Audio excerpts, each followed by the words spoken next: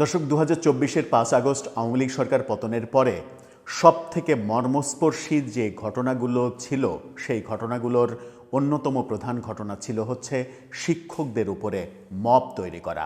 শিক্ষকরা রাজনীতির সঙ্গে জড়িত কিংবা শিক্ষকরা আওয়ামী লীগ করেন, শিক্ষকরা আওয়ামী লীগের দোসর, শিক্ষকরা সনাতন ধর্মের লোক তাই আওয়ামী লীগ করেন, নানাভাবে দোসর ট্যাগ দিয়ে সারা দেশে স্কুলে, কলেজে, বিশ্ববিদ্যালয়ে শিক্ষকদের ওপরে যে পরিমাণ নির্যাতন করা হয়েছে এবং শিক্ষকদের যে পরিমাণ লাঞ্ছিত করার ঘটনা ঘটেছে সেটা বোধহয় পৃথিবীর ইতিহাসে কোনো দেশে এত স্বল্প সময়ে এরকম ঘটনা ঘটেনি।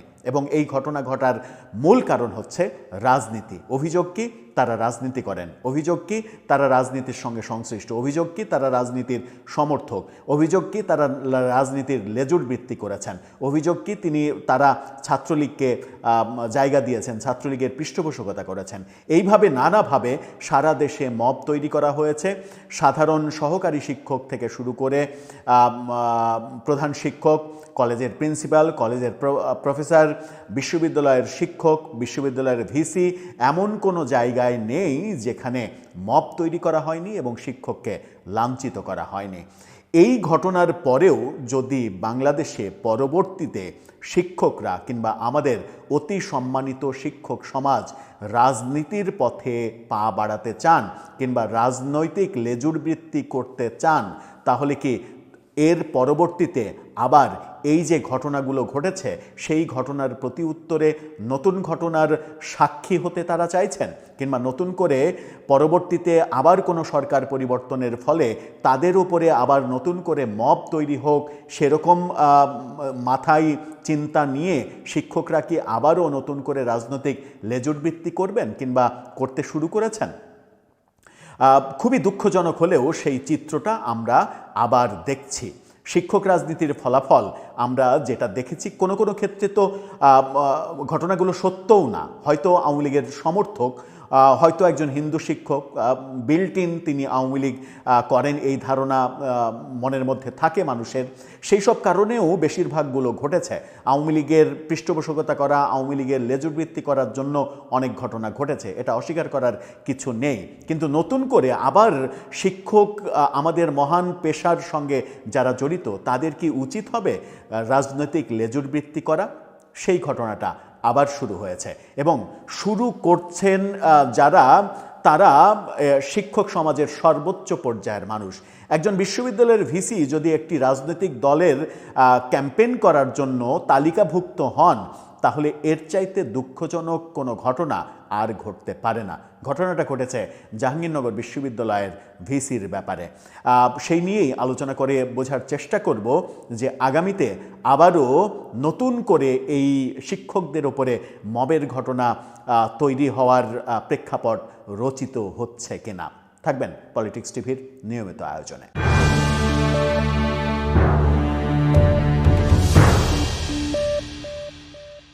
দর্শক, বলছিলাম শিক্ষক রাজনীতির কথা। আমরা কোনোভাবেই চাই না যে শিক্ষাগুরুর সম্মান কেউ ধূলিসাৎ করে ফেলুক কিংবা মাটির সঙ্গে মিশিয়ে দিক। যে ন্যাক্কারজনক ঘটনা গত 17-18 মাস ধরে চলেছে সেটা কোনোভাবেই গ্রহণযোগ্য নয়। কিন্তু তার জন্য কি শিক্ষকদের দায় নেই? শিক্ষকদেরও দায় রয়েছে। শিক্ষকরা কেউ কেউ তো রাজনৈতিক লেজুরবৃত্তি করেছেন, এটা তো সত্য। বিশ্ববিদ্যালয় পর্যায়ে, কলেজ পর্যায়ে, এমনকি স্কুল পর্যায়ে শিক্ষকরা যেন আওয়ামী লীগের কাণ্ডারি হয়ে গিয়েছিলেন। কেউ কেউ, সবার ক্ষেত্রে না, বেশিরভাগ মব হয়েছে, অন্যায় অত্যাচার হয়েছে। কিন্তু কিছু কিছু ক্ষেত্রে তো সেগুলো সত্য যে তারা আওয়ামী লীগ করেছে কিংবা আওয়ামী লীগের লেজুরবৃত্তি করেছে। কিন্তু একজন শিক্ষকের, সেই শিক্ষক তো কাউকে খুন করেনি, কোনো হত্যা মামলার আসামি হওয়ার কথা নয়, কিংবা কারো উপরে অন্যায় অত্যাচার করার কথা নয়। শুধুমাত্র আওয়ামী লীগ করার কারণে যে মব তৈরি হয়েছে, যেভাবে চাকরিচ্যুত করা হয়েছে, রাজশাহী বিশ্ববিদ্যালয়ে কদিন আগেও যেভাবে রাজশাহী বিশ্ববিদ্যালয়ের রাকসুর নেতারা আওয়ামী লীগ করে এই শিক্ষকদের, ডিনদের তালিকা করে করে তাদের অফিসে গিয়ে তালা মেরেছে, তাদেরকে বাধ্য করেছে পদত্যাগ করতে। ঢাকা বিশ্ববিদ্যালয়েও এটা হয়েছে। বিভিন্ন বিশ্ববিদ্যালয়ে যেগুলো হচ্ছে, কদিন আগে, মাত্র কয়েকদিন আগে চট্টগ্রাম বিশ্ববিদ্যালয়ে একজন শিক্ষককে চাকসুর নেতারা যেভাবে লাঞ্ছিত করেছে করেছেন, যেভাবে পাঁজা সাপটা করে তাকে টেনে হিঁচড়ে অটোতে তুলে 9 ঘন্টা অবরুদ্ধ করে রেখেছিলেন, সেই ঘটনাগুলো কি আমাদের এতটুকু হিতাহিত জ্ঞান তৈরি করতে সহায়ক হচ্ছে না আমাদের শিক্ষকদের, আমাদের শিক্ষাগুরুদের? কি ঘটল ঘটনাটা একটু শিরোনামটা দেখে নিন চ্যানেল 24-এর। সেখানে বলা হচ্ছে, বিএনপির নির্বাচন পরিচালনা সমন্বয় কমিটির সদস্য হলেন জাবি উপাচার্য। জাহাঙ্গীরনগর বিশ্ববিদ্যালয় বলা হয় বাংলাদেশের দ্বিতীয় সর্ববৃহৎ বিশ্ববিদ্যালয়। বাংলাদেশের দ্বিতীয় সর্ববৃহৎ বিশ্ববিদ্যালয়ের উপাচার্য যদি এই কাজ করেন, তাহলে আমাদের সামনে কি উদাহরণ তৈরি হবে? যদি ভিসি এই কাজ করেন, তাহলে তার অধীনস্থ শিক্ষকরা তো উৎসাহ পাবেন। জাহাঙ্গীরনগর আজকে করছেন, কালকে ঢাকা বিশ্ববিদ্যালয় করবেন, পরশু রাজশাহী বিশ্ববিদ্যালয় করবেন। কিন্তু আমরা আওয়ামী লীগের পতনের পরে যে চিত্রগুলো হলো, সেই চিত্র থেকে কি কিছুই শিখলাম না? এবং আমরা যারা সাধারণ মানুষ, তারা না হয় কিছু শিখলাম না, কিন্তু শিক্ষকরাও কি কিছু শিখবেন না? কি বলছে খবরে? ত্রয়োদশ জাতীয় সংসদ নির্বাচন উপলক্ষে বিশ্ববিদ্যালয় এলাকা ভিত্তিক নির্বাচনী কার্যক্রম পরিচালনার জন্য বিএনপি সমর্থিত শিক্ষকদের সংগঠন university teachers association of Bangladesh ইউট্যাব কেন্দ্রীয় সমন্বয় কমিটি গঠন করেছে। এই কমিটিতে সদস্য হিসেবে অন্তর্ভুক্ত হয়েছেন জাহাঙ্গীরনগর বিশ্ববিদ্যালয়ের উপাচার্য অধ্যাপক কামরুল আহসান।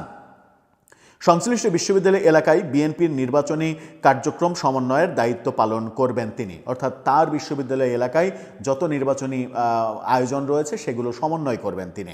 কমিটিতে আরও সদস্য হিসেবে রয়েছেন তার শিক্ষকরা, অধ্যাপক লুৎফর রহমান, অধ্যাপক ডক্টর এস.এম.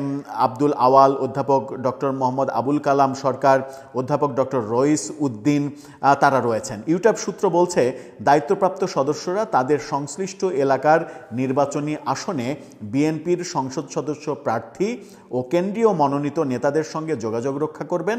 পাশাপাশি নির্বাচনী কার্যক্রম পরিচালনা ও পরিবীক্ষণের কাজও তারা করবেন। এসব কার্যক্রম কেন্দ্রীয়ভাবে সমন্বয়ের লক্ষ্যে এই কমিটি গঠন করা হয়েছে, অর্থাৎ বিএনপির একেবারে দলীয় কমিটি আনুষ্ঠানিকভাবে। এছাড়া নির্বাচন কার্যক্রম আরও কার্যকরভাবে পরিচালনার জন্য সংশ্লিষ্ট বিশ্ববিদ্যালয়গুলোতেও আলাদা কমিটি গঠন করা হয়েছে।